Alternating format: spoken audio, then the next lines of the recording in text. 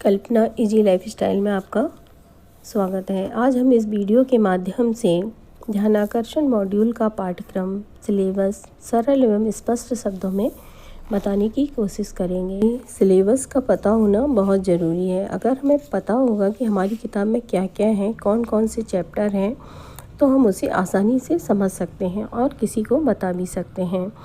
ध्यानाकर्षण हस्त पुस्तिका का विकास इस उद्देश्य से किया गया है कि शिक्षक उन बच्चों की सीखने में विशेष मदद करें जिन्हें शिक्षकों की सहायता की अत्यंत आवश्यकता है। इस हस्त पुस्तिका में बच्चों के चिन्हांकन, वर्गीकरण एवं विभिन्न शिक्षण तकनीकियों का उल्लेख किया गया है। इसके माध्यम से शिक्षक बच्चों को सीखने में सहयोग प्रदान कर सकेंगे। ध्यानाकर्षण में बच्चे समाज के भावी नागरिक होते हैं।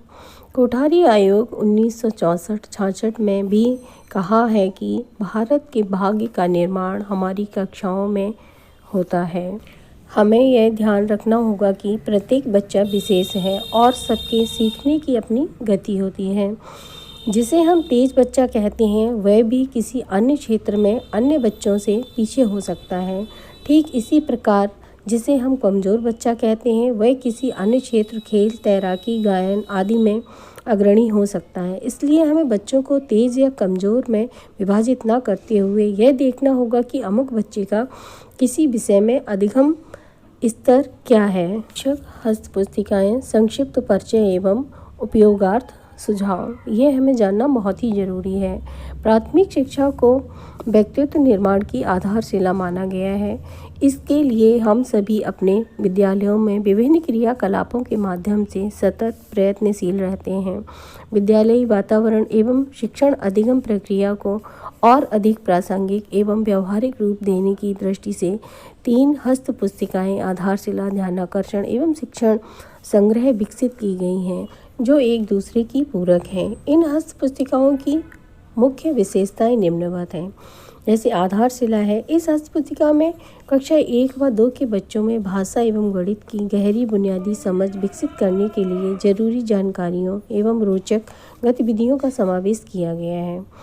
दूसरा है ध्यानाकर्षण, जो हम इस वीडियो में बताएंगे। इसका सिलेबस शिक्षण अधिगम प्रक्रियाओं में बहुत से बच्चों का अधिगम स्तर कक्षा अनुरूप नहीं होता है। इन बच्चों की पहचान कर विशेष शिक्षण तकनीकियों द्वारा मूलभूत दक्षताओं का विकास करना आवश्यक है। इस हस्त पुस्तिका में शिक्षकों की मदद करने के लिए विभिन्न प्रभावी शिक्षण तकनीकियों को स्पष्ट किया गया है। शिक्षण संग्रह है, शिक्षकों की आवश्यकताओं एवं व्यावसायिक विकास को दृष्टिगत रखते हुए इस हस्त पुस्तिका में आवश्यक जानकारियों, उपयोगी सूचनाओं एवं विभिन्न शैक्षिक संदर्भों का समावेश किया गया है। इन हस्त पुस्तिकाओं के प्रभावी उपयोग हेतु आवश्यक होगा: नंबर 1, हस्त पुस्तिकाओं का आदोपांत अध्ययन तथा विद्यालयी परिस्थितियों के अनुरूप सामग्री को चयनित करना, आवश्यकता अनुसार उपयोगी सामग्री व तरीकों का उपयोग करना। दूसरा, ऐसे स्थलों को चिन्हित करना जो आपकी समझ में कठिन है अथवा अस्पष्ट हैं। प्रशिक्षण पर्यवेक्षण के दौरान ऐसे स्थलों को स्पष्ट कर कक्षा में लागू करना। नंबर 3, अपने ज्ञान तथा अनुभव से हस्त पुस्तिकाओं को और अधिक समृद्ध करते रहना। अगर आपको हमारी ये वीडियो उपयोगी या जानकारी पूर्ण लगी हो तो आप इसे लाइक ज़रूर करें और अपने दोस्तों में शेयर करें, जिससे उन्हें भी लाभ प्राप्त हो सके। चैनल पर पहली बार जुड़े हैं तो इसे सब्सक्राइब ज़रूर कर दें, जिससे आपको नोटिफिकेशन मिलता रहेगा। Thank you. ध्यानाकर्षण के सिलेबस की तरफ। ध्यानाकर्षण अधिगम आधारित शिक्षण भाग 1। पहला इसका पॉइंट है आवश्यकता। वर्तमान शिक्षा व्यवस्था में ध्यानाकर्षण तकनीकियों को अंगीकृत करके 100% गुणवत्तापूर्ण शिक्षा के लक्ष्य को प्राप्त किया जा सकता है। वीडियो ज़्यादा लंबी ना हो, इसलिए हम संक्षिप्त में ही बताने की कोशिश करेंगे। उद्देश्य में पाठ्यक्रम और पाठ्यपुस्तकों पर आधारित प्रत्येक कक्षा 3 से 8 के सभी विषयों हिंदी, गणित, विज्ञान व अंग्रेजी से संबंधित लर्निंग आउटकम विषय आधारित दक्षताओं को लक्ष्य बनाकर शिक्षण कार्य करें। पठन पाठन के दौरान कक्षा के सभी विद्यार्थियों का सतत अवलोकन करते हुए उनकी कठिनाइयों का आकलन करना आवश्यक होगा। कक्षा शिक्षण के दौरान बच्चों को ध्यानपूर्वक सुने, उनके भावनात्मक विकास के लिए उनको अच्छे कार्यों की सराहना आवश्यक होगी। ध्यानाकर्षण की शुरुआत सत्र के प्रारंभ में ही बच्चों की कठिनाई स्तर के अनुसार योजना बनाकर व आवश्यक तैयारी करके करनी होगी। इसके बाद आता है बच्चों में अपेक्षित संप्राप्ति न होने के कारण। बच्चों में अपेक्षित संप्राप्ति न होने के कारण है कलहपूर्ण पारिवारिक वातावरण, ज्ञानेंद्रियों में आंशिक विकार, अध्यापकों का कठोर व्यवहार, माता पिता की शैक्षिक स्थिति। भाग 2 लर्निंग आउटकम एवं आकलन। लर्निंग आउटकम अवधारणा। विद्यालय पाठ्यक्रम का निर्धारण एवं पाठ्य पुस्तकों कार्य पुस्तिकाओं का निर्माण विभिन्न कक्षाओं के विद्यार्थियों के लिए निर्धारित दक्षताओं के विकास को ध्यान में रखकर किया गया है। लर्निंग आउटकम के आशय उन परिणामों दक्षताओं से है जो किसी कक्षा में अध्ययनरत विद्यार्थियों को उनके निर्धारित पाठ्यक्रम के अनुरूप अपेक्षित दक्षताओं के प्राप्त होने पर परिलक्षित होते हैं। चैप्टर आता है अधिगम स्तर में अंतर, लर्निंग गैप्स। लर्निंग आउटकम बच्चों की वास्तविक सीख के बारे में स्पष्ट सूचना देता है। किसी भी शिक्षक के लिए यह जानना बहुत आवश्यक है कि उसकी कक्षा में बच्चों की वास्तविक स्थिति क्या है। अगला चैप्टर है सीखने के स्तर का आकलन। अंक आधारित मूल्यांकन हमें बच्चों की वास्तविक सीख स्तर को नहीं बता पाता है। यह इतना बताता है कि बच्चे ने 70% या 80% अंक प्राप्त किए हैं और इससे माना जा सकता है कि बच्चे ने लगभग इतने प्रतिशत पाठ्यक्रम को समझा भी है। अब आता है बच्चों का चिन्हांकन। तो हमें शैक्षिक सत्र के प्रारंभ में ही चिन्हांकन करना है। अपनी कक्षा 3 से 8 में जब बच्चे प्रवेश लेते हैं तब आरंभिक परीक्षण के माध्यम से प्रत्येक बच्चे के वर्तमान अधिगम स्तर का पता लगाया जा सकता है। इसके लिए मूलभूत दक्षताओं की विषयवार सूची हमें पहले से ही बना लेनी चाहिए। जैसे कि कक्षा 8 के बच्चों का हमें मूल्यांकन करना है तो 1 से 7 की मूलभूत दक्षताओं के आधार पर हम प्रश्न बना लेंगे। प्रश्न बनाते समय हमें यह ध्यान रखना है कि ज्ञानात्मक, बोधात्मक और अनुप्रयोगात्मक व तर्कात्मक प्रश्न शामिल हों। प्रश्नों की संख्या अधिक नहीं होनी चाहिए। भाषा हिंदी व अंग्रेजी में मौखिक, लिखित व पढ़ने से संबंधित प्रश्न जरूर होने चाहिए जिससे उन्हें बच्चे आसानी से हल कर सकें। चैप्टर आता है आधारभूत शिविर, ध्यानाकर्षण शिविर। इसमें सत्र के आरंभ में ही चिन्हांकित बच्चों के साथ चिन्हित मूलभूत लर्निंग आउटकम पर अगले 50 कार्य दिवस लगभग 2 माह कार्य किए जाते हैं। इसे हम ध्यानाकर्षण शिविर कह सकते हैं। भाग 3 कक्षा शिक्षण हेतु रणनीतियाँ एवं तकनीकी परिप्रेक्ष्य। इसके अंतर्गत आता है ऐसी कक्षा जहाँ विभिन्न अधिगम स्तर वाले बच्चे हैं। ऐसी कक्षा में यदि शिक्षक वर्तमान कक्षा के पाठ्यक्रम पर ही कार्य करते हैं तो बच्चे इस प्रक्रिया से पहली कक्षा से और फिर विद्यालय से पूरी तरह से कट जाते हैं। वास्तव में बच्चों का विद्यालय से ड्रॉप आउट होने का यह एक बहुत बड़ा कारण है। आधारभूत आकलन के पश्चात शिक्षक को बच्चों का स्तरवार समूह बनाना है तथा आवश्यकता अनुसार शिक्षण योजना बनाकर बच्चों के साथ कार्य करना है। शिक्षण कार्य के पूर्व की तैयारी। शिक्षण कार्य करने से पहले हमें कई तैयारियां करनी होती हैं। जैसे अधिगम स्तर संबंधी सूची बना लें, समूह निर्धारण कर लें। जब अधिगम संप्राप्ति को ध्यान में रखते हुए बच्चों का समूह निर्धारण कर लें। दूसरा है लर्निंग आउटकम की सूची बना लें, समय सारणी बना लें। ये बहुत ही जरूरी है। शिक्षण अधिगम प्रक्रिया सारी तैयारियों के बाद महत्वपूर्ण चरण जो आता है वो शिक्षण अधिगम प्रक्रिया का क्रियान्वयन ही है। इसके लिए एक महत्वपूर्ण है कि हम प्रभावी शिक्षण के विभिन्न तरीकों पर अपना स्पष्ट और व्यापक समझ बनाएं। जैसे कि बैठक व्यवस्था हमें बहुत ही अच्छी करनी चाहिए। बैठक व्यवस्था गतिविधि के अनुरूप करें। अर्धचंद्राकार या गोले में बैठाना अच्छा होगा। छोटे समूहों में बैठाना चाहिए तथा धार्मिक व सामाजिक समुदाय के घुल मिल जाएं, इस तरह से बैठाना चाहिए। लड़कियां और दिव्यांग बच्चों का विशेष ध्यान रखना चाहिए। अगला चैप्टर आता है क्या करें क्या ना करें। कुछ बातें ऐसी होती हैं जिन्हें हमें करना बहुत ज़रूरी है और कुछ काम ऐसे होते हैं जिन्हें हमें कभी भी नहीं करना चाहिए। एक आदर्श कक्षा में शिक्षक बच्चों की क्रियाशीलता 40 मिनट के वादन में निम्नांकित प्रकार की होनी चाहिए। कक्षा में शिक्षक की क्रियाशीलता 5 या 10% लगभग 5 मिनट होती है।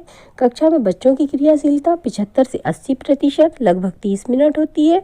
कक्षा में बच्चों के साथ शिक्षक की क्रियाशीलता 5 से 10% लगभग 5 मिनट होती है। समय सारणी का हमें विशेष तौर से ध्यान देना चाहिए। कक्षा में बच्चों को इस तरह से बिठाएं कि हमें सभी बच्चों पर हमारी नजरें रहें। कक्षा शिक्षण की तैयारी पहले से ही हमें करके आना चाहिए। शिक्षण को रुचिकर बनाएं। शिक्षण अधिगम सामग्री का उपयोग अवश्य करें। कहानी, कविता, खेल, गतिविधि आदि का प्रयोग करें। कक्ष का माहौल सहज व सरल बनाएं। बच्चों को प्रोत्साहित करें। बच्चों को सुने अवश्य। बच्चों को प्रतिभाग कराएं। बालिकाओं और दिव्यांग पर विशेष ध्यान दें। आपकी आवाज़ कोमल व भाषा स्नेहपूर्ण हो। सहयोग की भावना होनी चाहिए और उद्देश्य भी होना चाहिए शिक्षा में। सारांश तथा पुनरावृत्ति अवश्य करें। प्रोजेक्ट वर्क जरूर कराएं। भय पैदा बिल्कुल भी ना करें। बच्चों के मध्य भेदभाव ना करें। उन्हें किसी भी प्रकार से अपमानित ना करें। गलत शब्दों का प्रयोग ना करें। शिक्षक की गरिमा को ठेस ना पहुंचाएं।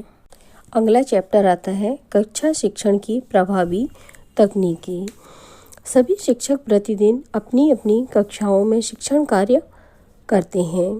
यथाशक्ति रुचिकर ढंग से अपनी कक्षाओं में बच्चों को विषय ज्ञान कराते हैं। शिक्षण अधिगम प्रक्रिया में शिक्षण और अधिगम एक दूसरे के पूरक हैं।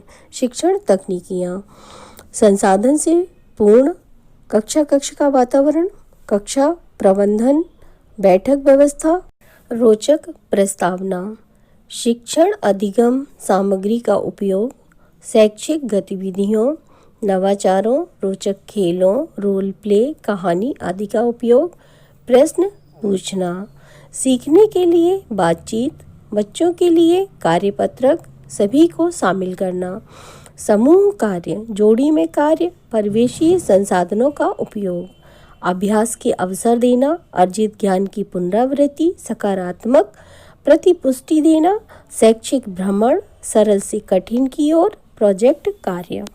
अगला आ जाता है शिक्षण तकनीकियों पर आधारित शिक्षण योजना।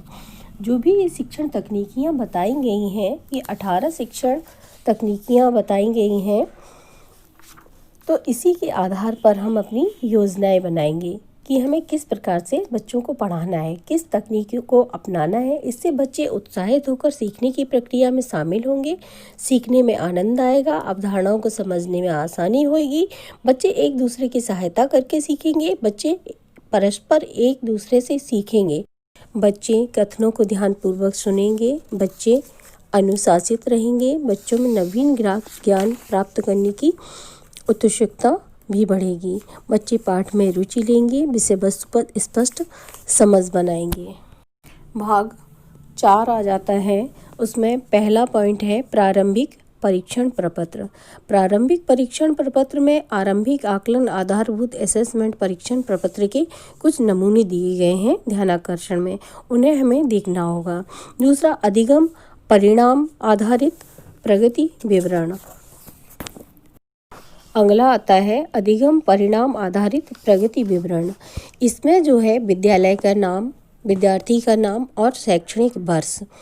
अब विद्यार्थी के अधिगम परिणाम प्राप्ति की स्थिति क्या है, पूर्ण रूप से, आंशिक रूप से, नगण्य, ये हमें पूरी तालिका किताब में दी गई है। अगला आ जाता है ध्यानाकर्षण तकनीकी तालिका। ध्यानाकर्षण तकनीकी तालिका में ध्यानाकर्षण तकनीकी तरीके, संभावित परिणाम, लाभ, ये हमें पूरी तालिका, ये भी ध्यानाकर्षण में लास्ट में पेज नंबर 122 पर मिल जाएगी। परिशिष्ट 4 अक्सर पूछे जाने वाले प्रश्न FAQ ये आ जाता है। इसमें जो है प्रश्न पूछे जाते हैं। ध्यानाकर्षण शिविर सामान्य कक्षा शिक्षण से किस तरह अलग है? दूसरा, ध्यानाकर्षण शिविर के उपरांत क्या अलग से कक्षा लगाई जाएगी? तीसरा, ध्यानाकर्षण तकनीकियों से शिक्षण करेंगे तो पाठ्यक्रम कैसे पूरा होगा? चौथा, पिछली कक्षा के शिक्षकों ने ठीक से काम नहीं किया तभी बच्चों का अधिगम स्तर कम है, इसकी सजा हमें क्यों दी जा रही है? पांचवा, सतत एवं व्यापक मूल्यांकन तो विद्यालय में लागू नहीं है, तो फिर आप सतत आकलन करने को क्यों कह रहे हैं? छठवां, आरंभिक परीक्षण का प्रश्न पत्र कौन तैयार करेगा? सातवां, क्या आरंभिक परीक्षण प्रश्न पत्र की प्रिंट कराकर प्रत्येक बच्चे को देना होगा? शिक्षक इसकी व्यवस्था कैसे करेगा? आठवां है, हमारे यहाँ तो कमज़ोर बच्चे आते हैं, वे कैसे सीखेंगे? नवा है, माता पिता तो अपने बच्चों की पढ़ाई पर ध्यान देते नहीं, हम कहाँ तक उन्हें पढ़ा पाएंगे? 10वां, क्या इस प्रकार के ध्यानाकर्षण शिविर में समुदाय का सहयोग ले सकते हैं? कैसे? परिशिष्ट 5 आता है, ध्यानाकर्षण शिविर हेतु समय सारणी। इसमें अवधि होती है 50 कार्य दिवस। पहला कॉलम होता है समूह, दूसरा होता है प्रार्थना सभा 7:45 से 8 बजे तक, प्रथम वादन 8 से 9, द्वितीय वादन 9 से 10, मध्यावकाश 10 से 10:30, तृतीय वादन 10:30 से 11:30, चतुर्थ वादन 11:30 से 12:30। समूह फर्स्ट में कक्षा 1 से 3 के अधिगम स्तर वाले बच्चे आते हैं। समूह 2 में कक्षा 4 से 5 के अधिगम स्तर वाले बच्चे आते हैं। प्रार्थना सभा में प्रार्थना, प्रेरणा गीत, राष्ट्रगान, सामान्य ज्ञान, मूल्य शिक्षण, व्यक्तिगत स्वच्छता अवलोकन, पर्यावरण पर चर्चा की जाती है। प्रथम वादन में गणित, अंग्रेजी, द्वितीय वादन में हिंदी, मध्यावकाश, तृतीय वादन में हमारा परिवेश गणित, चतुर्थ वादन में अंग्रेजी संस्कृत हमारा परिवेश। संध्याकालीन सभा में व्यायाम, खेल, बाल सभा, कला, हिंदी सुलेख, श्रुतलेख, संगीत, नैतिक शिक्षा आदि। तृतीय समूह के बच्चे आते हैं, कक्षा 6 से 7 के अधिगम स्तर वाले बच्चे आते हैं। इसमें भी प्रार्थना सभा होगी। प्रथम वादन गणित का रहेगा, द्वितीय वादन हमारा परिवेश रहेगा, मध्यावकाश रहेगा, तृतीय वादन अंग्रेजी या संस्कृत का रहेगा, चतुर्थ वादन हिंदी का रहेगा। संध्याकालीन अवकाश पहले जैसा रहेगा। सभी शिक्षक प्रतिदिन अपने समूह में निर्धारित शिक्षण तकनीक का उपयोग करते हुए कक्षा शिक्षण करेंगे। दूसरा नंबर है, शिक्षक गण अपने विषयों में बच्चों का निरंतर सतत रूप से आकलन करेंगे। जो बच्चे 50 कार्य दिवस में अच्छी प्रगति दर्शाते हैं उन्हें आगामी समूह में प्रोन्नत भी करेंगे। तीसरा नंबर है, सभी शिक्षक शिक्षण के दौरान बच्चों के अधिकाधिक क्रियाशीलता पर विशेष ध्यान देंगे। फर्स्ट में रहेगा ध्यानाकर्षण शिविर / साप्ताहिक शिक्षण तकनीकियों के प्रयोग की कार्य योजना। पहला कॉलम है अवधि, दूसरा है कक्षा शिक्षण के लिए चयनित तकनीकी, चौथा कॉलम है लर्निंग आउटकम्स। प्रथम सप्ताह 1 से 7 दिन तक का रहेगा, दूसरा सप्ताह, द्वितीय सप्ताह 8 से 15 दिन तक रहेगा और तृतीय सप्ताह 16 से 23 दिन तक का रहेगा। कक्षा शिक्षण के लिए चयनित तकनीकी, पहला संसाधनों से पूर्ण कक्ष का वातावरण, दूसरा बैठक व्यवस्था कक्षा प्रबंधन, तीसरा रोचक प्रस्तावना। द्वितीय सप्ताह में रोचक प्रस्तावना, शिक्षण अधिगम सामग्री का उपयोग, शिक्षण गतिविधियां, नवाचार, सरल से कठिन की ओर का प्रयोग।